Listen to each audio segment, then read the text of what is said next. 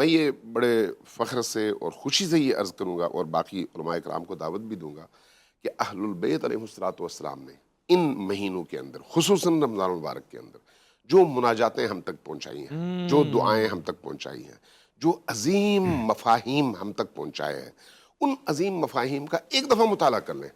دعائے افتتاح دیکھ لیں، دعائے ابو حمزہ صومالی دیکھ لیں، مناجات شعبانیہ دیکھ لیں، امیر المؤمنین علی ابن ابی طالب علیہ الصلوۃ والسلام کی مسجد کوفہ کی مناجات ہے وہ دیکھ لیں، اور رمضان المبارک میں وارد شدہ وہ دعائیں دیکھ لیں جو خود نبی کریم صلی اللہ علیہ وآلہ وسلم نے اپنے گھر والوں کو سکھائی ہیں اور ان کے ذریعے سے ہم تک پہنچی ہیں۔ آپ ان میں جو مفاہیم پائیں گے نا، وہ مفاہیم آپ کو فرش سے عرش تک پہنچانے کا ذریعہ ہے۔ وہ آپ کے اندر ایک ایسا کرنٹ بھر دیتی ہیں کہ آپ کی روح پاکیزہ، نورانی اور روشن ہو جاتی ہے۔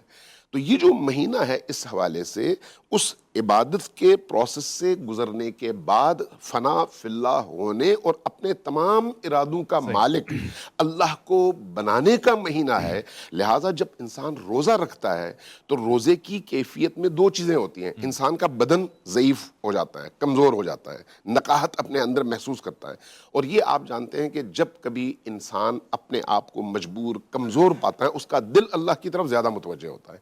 اس لیے اس روزے کی کیفیت سے انسان جب اللہ کی طرف رجوع کرتا ہے، سفر کرتا ہے، تو اس کے روح کی جو کیفیت ہے وہ باقی ایام سے یکسر مختلف ہوتی ہے۔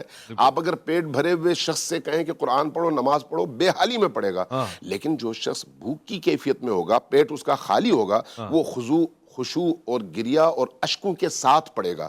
لہٰذا یہ جو رمضان المبارک کا مہینہ ہے اور روزے ہیں اور بھوک ہے، یہ صرف بھوک نہیں ہے۔ یہاں پر ایک نقطہ عرض کر کے میں اپنی گفتگو ختم کرتا ہوں۔ دیکھیں، رمضان المبارک میں جب ہم گھر میں بیٹھے ہوں، شدت کی گرمی ہو، فریج میں تمام کھانے کی چیزیں موجود ہوں، دیکھنے والا کوئی نہ ہو، آپ کا بچہ بھی جا کر فریج کھول کر چیز اٹھا کر نہیں کھاتا۔